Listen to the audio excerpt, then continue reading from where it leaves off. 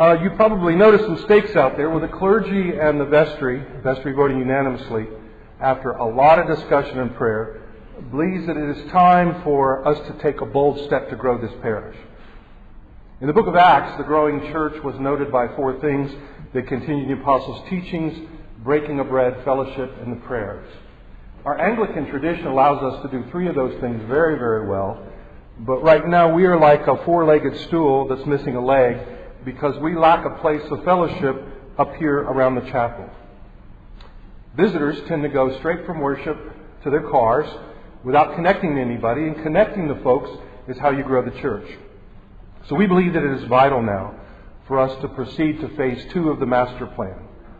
It will be a great hall, and it'll be used for coffee and fellowship after the Mass is over, informal gatherings, a larger space to meet than we have down at the Cole House, and additionally allow us to free up space to update our nursery and children's facilities. Now, our goal in doing this is to make the Great Hall available to us without taking on more debt. And in addition, we hope to raise extra money so that we can significantly pay down our current mortgage. To accomplish this, we're launching a 3-year capital campaign.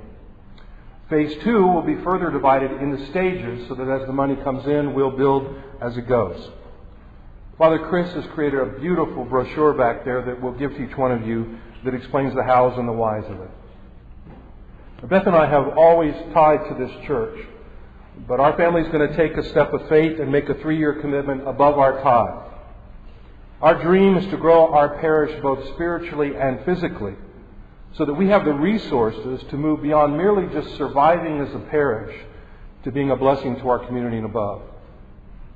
God told Abraham, "I will bless you and I will make you a blessing." And that's what we're praying for at St. Patrick's. Here's what I'm asking of you. That you'll carefully read the brochure that Father Chris is about to pass out.